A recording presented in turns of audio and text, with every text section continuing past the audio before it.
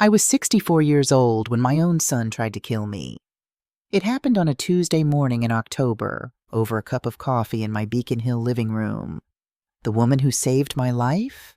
My housekeeper, Martha. The woman who tried to end it?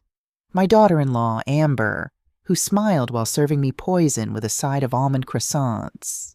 My name is Joyce Lewis, and this is how a spilled cup of coffee saved my life and exposed a betrayal I never saw coming. The morning started like any other since my husband Robert died 15 years ago. I woke at 6:30, patted downstairs in my silk robe, and found Martha already in the kitchen preparing my coffee. The same Colombian roast Robert had loved, the same blue porcelain cup from my mother's collection, the same ritual we'd performed together for 20 years. "Good morning, Mrs. Lewis," Martha said, pouring carefully. She was 52, quiet and competent, with salt and pepper hair pulled back in her usual neat bun. "Morning, Martha. You're here early." "Mr. Scott called about the family meeting this morning. I wanted everything ready." Right. Scott had mentioned wanting to discuss succession planning for Lewis Manufacturing, the company Robert built, and I'd somehow grown from $4 million to $12 million over 15 years. My son had joined the business 5 years ago as VP of Operations. His wife Amber came on 2 years later as Marketing Director. The perfect family business. I carried my coffee to the living room and settled into Robert's leather chair. I still thought of it as his. The quarterly reports on my laptop showed spectacular numbers. 3 major contracts, record profits. But I felt wrong. I'd been feeling dizzy for weeks now. Nauseous. Weak. My doctor had run tests that showed nothing. "Stress," he'd said. "You're 64, Joyce. Maybe it's time to slow down." Maybe he was right. The doorbell rang at exactly 10 o'clock. Scott stood there in a $3,000 suit, his dark hair perfectly styled, his expression unreadable. "Mom," he kissed my cheek, brief, perfunctory. "You look tired." When had my warm, loving boy become this cold stranger? "Come in, sweetheart. Coffee?" "Amber's bringing some from that new place on Newberry Street. She knows you like trying new blends."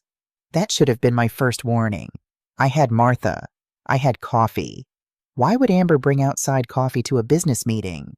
Scott spread legal documents across the coffee table. "Our lawyers advised having everything in writing. Liability concerns." "Lawyers? Scott, this is just a family. Nothing's just anything with a $12 million company, Mom." 15 minutes later, Amber swept in. She was 35 and effortlessly beautiful. Blonde waves, cream Chanel blazer, pearl earrings catching the light. She carried a white bakery box and an insulated coffee carrier. "Joyce!" She hugged me, her hands trembling slightly. "I brought almond croissants from Flour and this amazing Ethiopian blend. Single origin, hints of blueberry and dark chocolate." She handed me a cup, my blue porcelain cup. "How did you know to bring this cup?" I asked. "I grabbed it from the kitchen on my way in. I know it's your favorite." Except Martha never let anyone else handle my coffee service. In 20 years. Never. Amber positioned herself on the sofa, watching both Scott and me with an intensity that felt like anticipation. I took a sip. The coffee tasted wrong, bitter, with a metallic aftertaste. "So," I said, setting it down. "Succession planning?" Scott leaned forward. "Amber and I think it's time for you to step back from day-to-day operations. Enjoy your retirement. Travel. You've earned it." "I still feel capable of running the company. The numbers this quarter—" "Dad built this company," Scott interrupted. "But he's been gone 15 years, Mom. Maybe it's time to let go." The word stung. Let go. As if Robert's legacy meant nothing. As if my 15 years of work was nothing. I reached for the coffee again, my hand feeling strangely heavy. "What exactly are you proposing?" "We've had lawyers draw up transition documents." Scott slid papers toward me. "Gradual transfer of authority.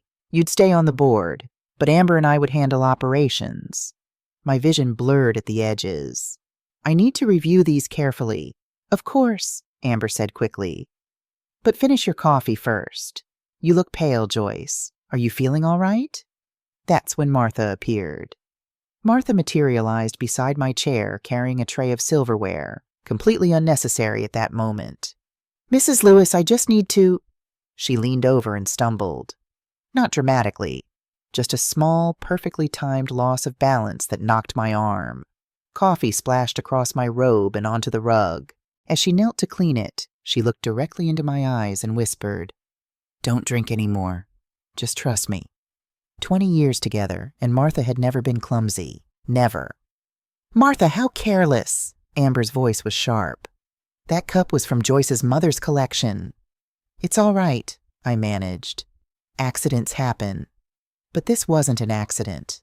The urgency in Martha's eyes told me that. "Here," Amber said, already moving.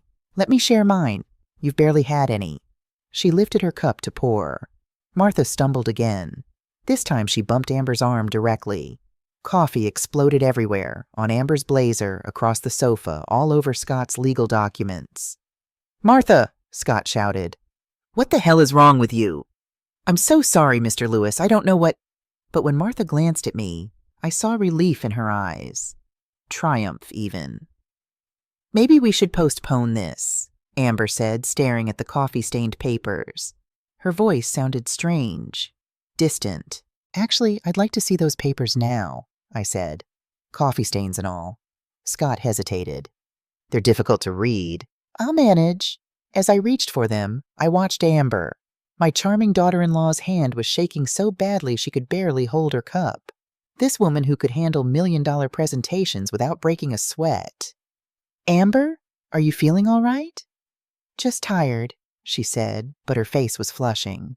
Sweat beaded on her forehead. "Actually, I need to lie down." She tried to stand. Her legs buckled. She collapsed onto the sofa, skin pale and clammy. Everything spinning. Then her body went rigid, and she began to convulse. I'll never forget what happened next. Her back arched, her hands clenched. A terrible sound came from her throat. Violent spasms, eyes rolling back, foam at her mouth. "Call 911!" someone shouted. Scott dropped beside her. "Amber! Baby, stay with me!" But even in my shock, I noticed something. Scott's panic seemed performed, rehearsed. His voice had the right words, but his eyes were wrong, calculating. The paramedics arrived. I heard their urgent voices. "Possible toxic ingestion, BP dropping, arsenic, arsenic." I looked at Martha standing by the doorway. She wasn't surprised. She was watching Scott with grim satisfaction. And I knew. The coffee had been poisoned. Martha had known. She'd spilled it to save me. And Amber had just been poisoned by her own weapon. But why would she drink it herself? In the ambulance, Scott held Amber's hand. "You're going to be okay, baby." But his voice sounded rehearsed, like he'd practiced these exact words. I kept replaying the morning. Amber bringing coffee, insisting I drink it, trying to share hers when mine was spilled. And then, during the cleanup chaos, I'd seen Scott lean close to Amber, whisper something. Her face had looked uncertain, almost afraid. Then she'd reached for her own cup. Oh, God. Had Scott switched the cups? At Boston General, a doctor met us in the waiting area. "Your wife has been poisoned with arsenic," Dr. Morrison said. "A significant dose, fatal without immediate treatment. The police have been notified." "What could she have consumed?" the doctor asked. "Just coffee," Scott said quickly. "From Café Noir on Newbury Street. But my mother had the same coffee, and she's fine." Except I wasn't fine. I'd drunk just enough to make me dizzy. I'd only drunk that much because I hadn't known to be afraid. Not until Martha's whispered warning. "We'll need to test any remaining coffee," Dr. Morrison said. I saw Scott's jaw tighten. After the doctor left, Scott pulled out his phone. "I should call Martha. Have her clean up before—" "Before what?" He looked at me sharply. "Before the police see the mess." "Actually," I said, "I think we should leave everything exactly as it is. The evidence might help find who poisoned Amber." Scott stared at me. In his eyes, my son's eyes, I saw cold calculation. Fine. I need to make calls. He walked away, phone at his ear. It's not going according to plan. Yes, both of them. We need to be careful. I stepped outside and called Martha. She answered immediately. Mrs. Lewis, how is Mrs. Amber? Alive, barely. My voice cracked. Martha, what do you know? Silence. Then not over the phone. Can you meet me? Brennan's coffee shop on Commonwealth, 20 minutes. Martha, are you saying what I think? I'm saying I've been watching Mrs. Amber put poison in your coffee for 6 weeks. I'm saying I couldn't watch anymore. I have proof, Mrs. Lewis. Photos, recordings, everything. The line went dead. 6 weeks. Amber had been slowly poisoning me for 6 weeks, building up arsenic in my system. Today was supposed to be the final dose. I walked back inside. Scott was with a man in an expensive suit. Mom, this is James Hartley, our family attorney. Given the situation, I thought we needed legal representation. He'd already called a lawyer, which meant he already knew he'd need one. My phone buzzed. Martha. At Brennan's, police need to see what I have. I looked at my son, my only child, and felt something break inside me. I need air, I said. Call me if there's news. As I walked away, I heard Scott tell his lawyer, that housekeeper's been unstable for months. If she's saying things... But I didn't stop. Martha had saved my life, and whatever she had to show me, I had a feeling nothing would ever be the same again. The woman I'd trusted with my business had been slowly killing me with coffee and smiles, and my son, my precious boy who used to bring me dandelions, had known all along. Maybe he'd planned it himself. I was about to find out. 20 minutes later, I sat across from Martha in a dimly lit corner booth at Brennan's. The irony wasn't lost on me, discussing poisoned coffee while surrounded by the rich aroma of espresso and cinnamon. Martha looked like she'd aged 5 years in the past 5 hours. Her hands trembled as she pulled a small spiral notebook from her purse. I should have told you sooner, she said without preamble. But I wasn't sure at first, and then I was terrified you wouldn't believe me. Tell me now. She opened the notebook. Pages of neat handwriting, dates, times, observations. 6 weeks ago, Mrs. Amber started arriving early on mornings when you had business meetings. Martha's voice was steady now, no longer the frightened housekeeper. At first, I thought she was being helpful, but then you started getting sick on those mornings. Only those mornings. She flipped through the pages, showing me her careful documentation. Every morning, Amber had helped with coffee, every symptom I'd experienced afterward. So I started watching her. Martha pulled out her phone. And 3 weeks ago, I saw this. She showed me a photograph. Amber in my kitchen, reaching into her designer handbag. Another photo, Amber standing over my blue porcelain cup, a small dark vial in her hand. A third, Amber stirring my coffee with an expression of cold concentration. My stomach turned. 3 weeks. You've known for 3 weeks. I was afraid, Mrs. Lewis. Tears filled Martha's eyes. Mr. Scott had already warned me twice about being too nosy. He said I should focus on my job and stop asking questions about the business. I was terrified that if I accused his wife without enough proof, he'd fire me and make sure I could never work again. So you kept documenting. Every morning she came early, I documented. Every time you felt sick, I wrote it down. And then this morning, Martha's voice dropped to a whisper. I heard her on the phone with Mr. Scott. She said, everything will be finished today. Triple the usual dose. Triple. They'd been building up the arsenic in my system for weeks, making me weaker, making my eventual death look like natural causes. And today was the killing blow. There's more, Martha said, flipping to another section. I found documents in your study. Life insurance policies on you. 5 of them, totaling $5 million, all taken out in the past year. $5 million, on top of the $12 million company. And bank records, she continued. Mr. Scott has been transferring money from business accounts. I saw at least $300,000 moved into accounts only he can access. $300,000, I repeated numbly. He was stealing from the company while planning to inherit it. Mrs. Lewis. Martha reached across the table and gripped my hand. I have something else. Recordings. My heart stopped. Recordings? I've been carrying my phone in my apron pocket. When I heard them talking in your study or the living room, I recorded them, just in case, just to have proof. She pulled up an audio file. This was 3 weeks ago. She pressed play. Amber's voice, clear and cold. 6 more weeks of small doses, then the final one. She'll think it's a heart attack. Scott's voice. You're sure it won't show up in autopsy? She's 64, recently stressed, has been having health issues, natural causes. No one will question it. And that nosy housekeeper? Fire her the next day. She's too expensive anyway. I felt like I'd been punched in the chest. My son's voice, casually discussing my murder. Martha played another recording.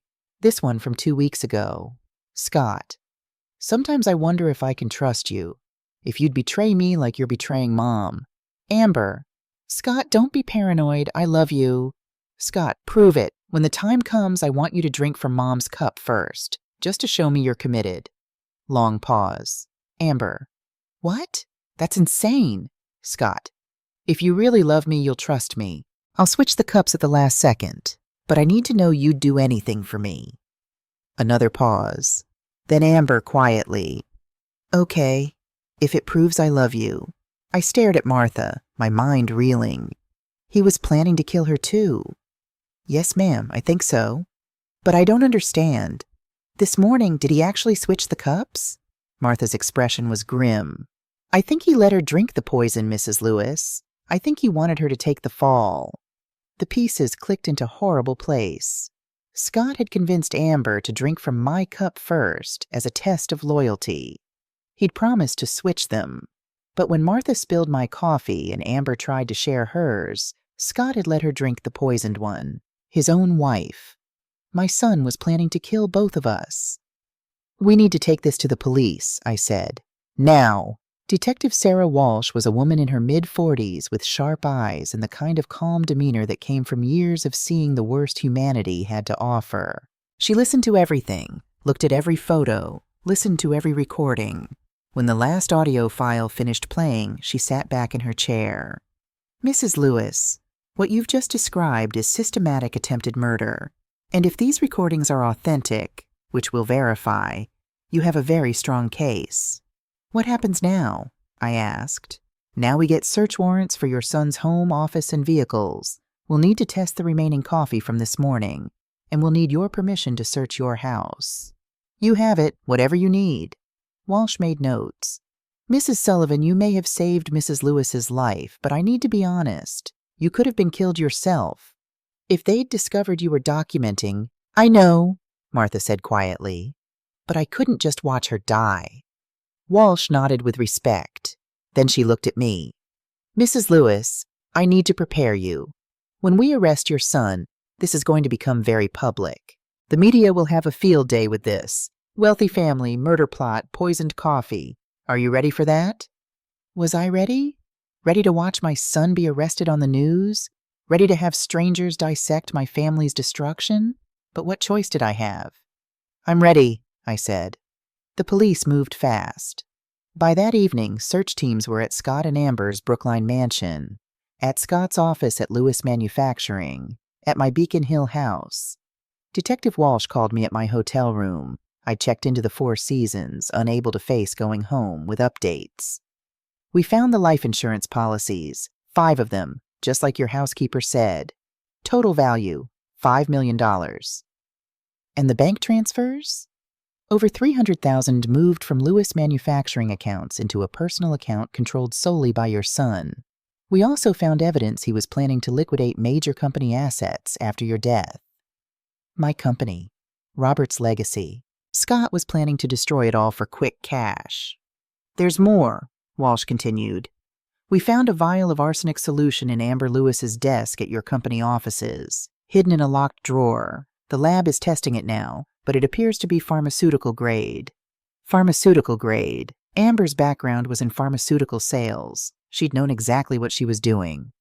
We're arresting your son tonight, Walsh said gently. I wanted you to hear it from me first." "Thank you, Detective." "Mrs. Lewis, I'm sorry. I know this can't be easy." Easy. Nothing about discovering your only child is a murderer is easy. They arrested Scott at the hospital at 9 p.m. I wasn't there, but I saw it on the 11 o'clock news. My son in handcuffs, his face twisted with rage and humiliation, being led out of Boston General by 2 officers while reporters shouted questions. The headline, "Local businessman arrested in wife's poisoning." The story would break wide open by morning. But tonight, I sat alone in my hotel room, holding a photograph of Scott as a little boy. 5 years old, gap-toothed smile, holding a fistful of dandelions he'd picked for me. "You're the best mommy in the whole world," he'd said that day. When had that little boy become a monster? My phone rang. A number I didn't recognize. I almost didn't answer. "Mom," Scott's voice calling from jail. "Mom, please, you have to listen to me." Every instinct told me to hang up, but I couldn't. "I'm listening. This is all a terrible misunderstanding. That crazy woman Martha has filled your head with lies. Amber and I would never hurt you. We love you." "Scott, stop." "Mom, please. I've heard the recording, Scott. I've seen the evidence. I know what you did." Silence, long and heavy. When he spoke again, his voice had changed. Cold, hard. "You can't prove anything. It's your word against ours. And Amber's the one in the hospital. If anyone looks guilty here, it's you. Is that really how you want to play this? Accuse your own mother?" "I want to protect my family from false accusations. Martha was fired for theft last year. Did you know that? She has every reason to want revenge. It was a lie. Martha had never been fired, never stolen anything. Scott, I've already talked to the police. I've told them everything." "Then you've made a terrible mistake." His voice was ice. "A mistake that's going to destroy this family. This family was destroyed the moment you decided I was worth more to you dead than alive." I hung up before he could respond, and I cried. For the son I'd lost, for the family that had never really existed, for the 15 years I'd spent building a legacy for a child who only wanted to cash it out. The next morning, Detective Walsh called again. "Mrs. Lewis, our computer forensics team found something on Amber Lewis's laptop. Something you need to see." She came to my hotel room with a printout, a spreadsheet titled Future Prospects. I scanned the columns: names, ages, net worth, health status, family relationships. Eleanor Hartford, 71, widow, 8 nillers, estranged daughter. Richard Pembroke, 68, widower, 5M, no children. Margaret Saunders, 73, divorced, 4M, distant son. 12 names total, all elderly, all wealthy, all with complicated family relationships. "I know these people," I whispered. "They're my friends, business associates." "We believe," Walsh said carefully, "that your son and daughter-in-law were planning to repeat this scheme. After your death, they would befriend these individuals, gain their trust, and kill them too." My voice sounded distant to my own ears. "We weren't victims. We were practice." Walsh nodded grimly. "There are also research notes, successful poisoning cases, inheritance fraud methods, how to avoid suspicion." This was methodical, Mrs. Lewis. Planned. I stared at the names of my friends, people I'd known for decades, people Scott and Amber had been planning to murder. "Detective Walsh," I said, "Sid," my voice steady despite the horror. "I'll testify. I'll face Scott in court. I'll do whatever it takes to make sure he never hurts anyone else. The DA will want to offer Amber a plea deal. She'll claim Scott manipulated her, that she was afraid of him. Don't let her take it. She was an equal partner in this. The recordings prove that." Walsh studied me. "You're sure? Trials are brutal, especially when it's family." "I'm sure. This isn't just about me anymore. It's about protecting everyone on that list. Everyone they plan to kill next." Walsh nodded with respect. "Then let's make sure they never get the chance." As she left, I looked at the spreadsheet again. 12 potential victims. 12 people who had no idea they'd been targeted.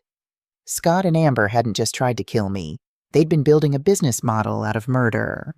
My son, the boy who used to bring me flowers and promised to take care of me, had become a serial killer in waiting. And now it was time to make sure the world knew exactly what he was capable of. That night, alone in my hotel room, I allowed myself to fully feel the weight of what I was about to do. I was going to testify against my own son, send him to prison for life. Part of me, the mother part, wanted to find excuses. He was desperate. He had debts. Amber manipulated him. But the recordings didn't lie. Scott's voice, casually discussing my death, planning to poison his own wife, researching other victims. This wasn't desperation. This was calculated evil. I pulled out my phone and looked at old photos. Scott's childhood, his high school graduation, his wedding day. In every photo, I searched for the moment when love had turned to greed, when my son had become someone who could plan his mother's murder. But I couldn't find it. Maybe it had always been there, hidden behind smiles and hugs and promises. Or maybe people change in ways we can never fully understand. My phone buzzed. "Martha, are you okay, Mrs. Lewis?" I typed back, "As okay as I can be. Thank you for being brave, Martha. You saved my life."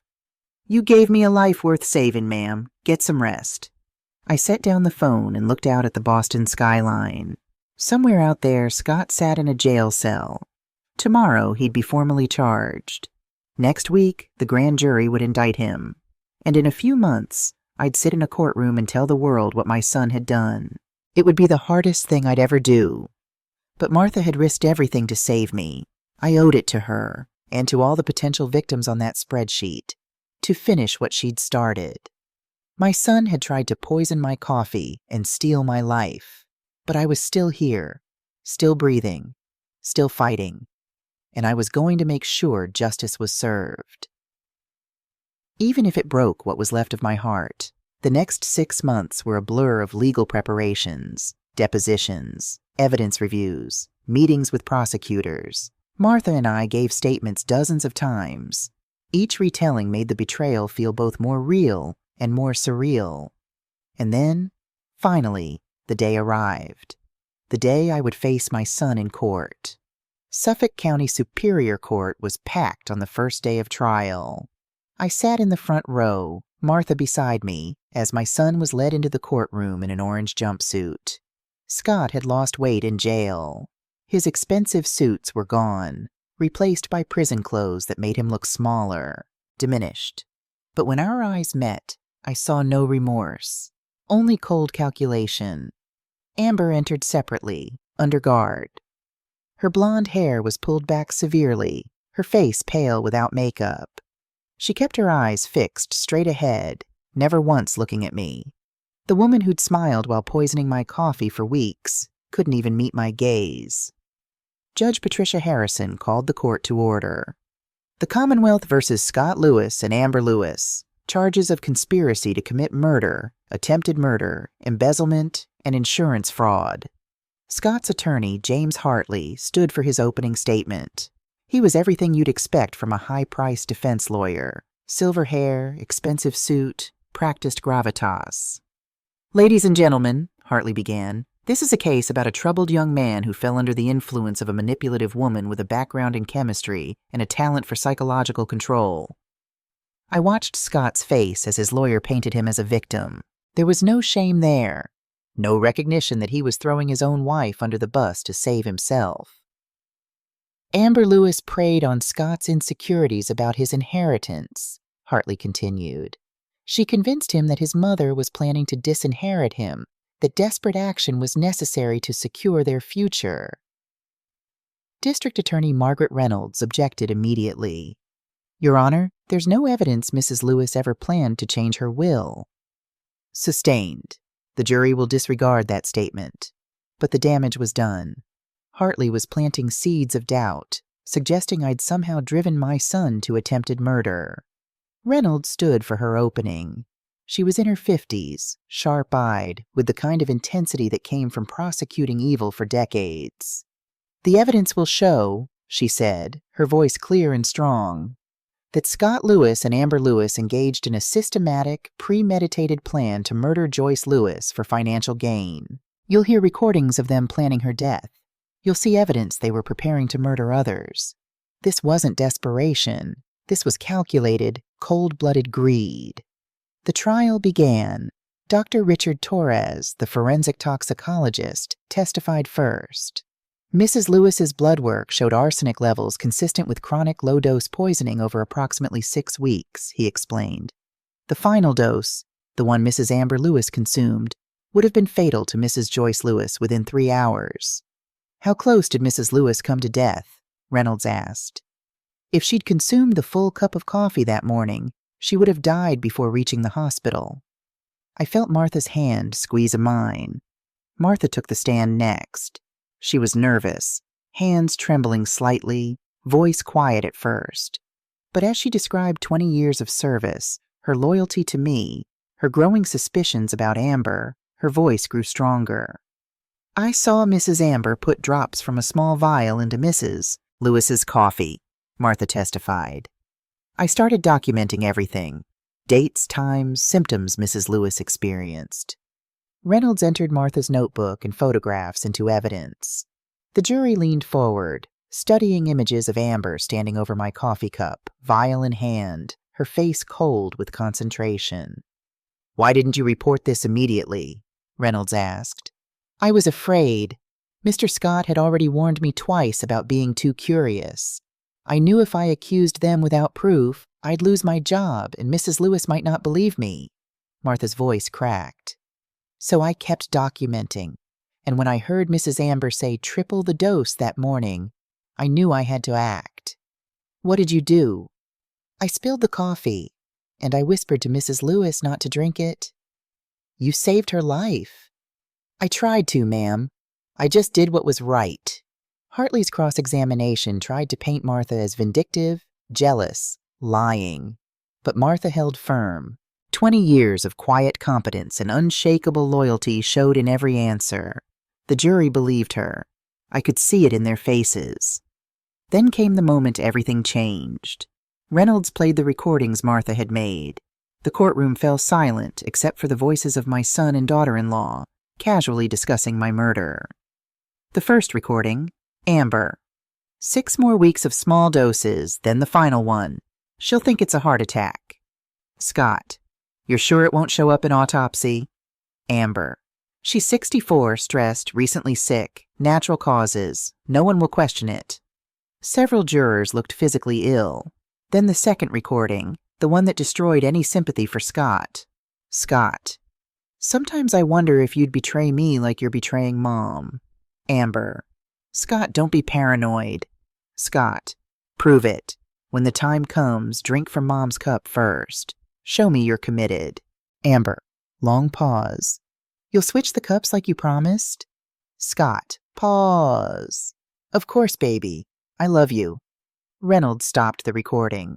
The silence in the courtroom was deafening. Ladies and gentlemen, she said quietly, listen to that pause before Scott Lewis says, of course. That's the pause of a man lying. A man who never intended to switch those cups. She turned to face Amber at the defense table.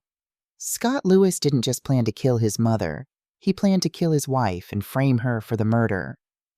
Amber's face had gone white. That's not, she whispered.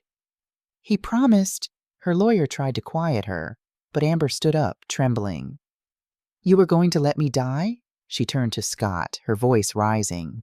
You were going to let me drink the poison? Make it look like I killed your mother? Sit down, Amber, Scott said coldly. You never loved me. You were going to kill me too. Mrs. Lewis, please, her lawyer begged. But Amber was beyond control. 6 months of believing Scott had protected her, that they were partners, shattered in that moment. He planned it all, she screamed. He said we'd be together forever. He said... Judge Harrison slammed her gavel. Order! Mrs. Lewis, sit down or you'll be removed. Amber collapsed into her chair, sobbing. Her lawyer looked stunned. And Scott? Scott sat perfectly still, his face a mask of cold indifference. The jury had just watched Amber realize her husband had tried to murder her, and they'd watched Scott show no emotion at all. Reynolds let the moment breathe. Then she played the final recording. Amber and Scott the morning of the poisoning. Amber: triple the dose. She'll have cardiac arrest in 2 hours. Scott: and you remember our agreement? You drink first? Amber: you'll swap the cups. Scott: long pause. I love you, Amber. Reynolds faced the jury. That pause, that's not love. That's calculation. Scott Lewis was already planning his wife's death while she planned his mother's murder. After the break, Reynolds presented the computer evidence. The spreadsheet with 12 names: elderly people, wealthy people, vulnerable people. Scott and Amber Lewis weren't just planning to kill Joyce Lewis, Reynolds told the jury. They were building a business model out of murder. 12 potential victims, 12 families who would have been destroyed. The jury looked at Scott with undisguised horror. When they called me to the stand, my legs shook as I walked to the witness box.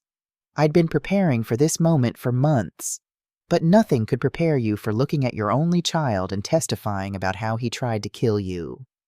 Reynolds began gently. Mrs. Lewis, tell us about your relationship with your son. I took a breath. Scott was a loving child, thoughtful, kind. After his father died, he promised to take care of me. My voice cracked. I believed him.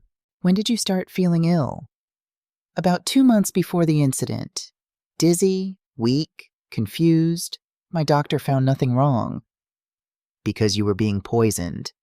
Yes. Reynolds showed me photos of Scott as a child. Scott at his college graduation. Scott's wedding day. When did the boy in these photos become someone who could plan your murder? I don't know, I whispered. I've asked myself that question every day for 6 months. I don't know when I lost my son. What would you say to him now if you could? I turned to look at Scott directly. Our eyes met. I would have given you everything, I said, my voice stronger now. Not just money, my love, my pride, my trust. You didn't have to kill me. You just had to ask. Scott's jaw tightened, but he said nothing. The company was always going to be yours, I continued. I was planning to retire in 2 years, but you couldn't wait. You chose murder over patience, greed over love. Objection, Hartley said weakly. Overruled. Continue, Mrs. Lewis. I kept my eyes on Scott. You didn't just try to kill my body. You killed my faith in family, in unconditional love. You made me afraid to trust anyone. For just a moment, something flickered in Scott's eyes. Shame? Regret? But it disappeared as quickly as it came. Do you forgive him? Reynolds asked. I forgive him because carrying hatred would poison me worse than any arsenic. But I'll never trust him again, and I'll never pretend what he did was anything less than evil. The jury deliberated for 4 days. 4 days of waiting. 4 days of replaying every moment of the trial in my mind. 4 days of wondering if 12 strangers would believe the evidence or fall for Hartley's manipulation narrative. On day 4, my phone rang. Detective Walsh. They have a verdict. The courtroom was even more packed than opening day. Martha sat beside me, her hand gripping mine. Judge Harrison addressed the jury foreman. Have you reached a verdict? We have, Your Honor.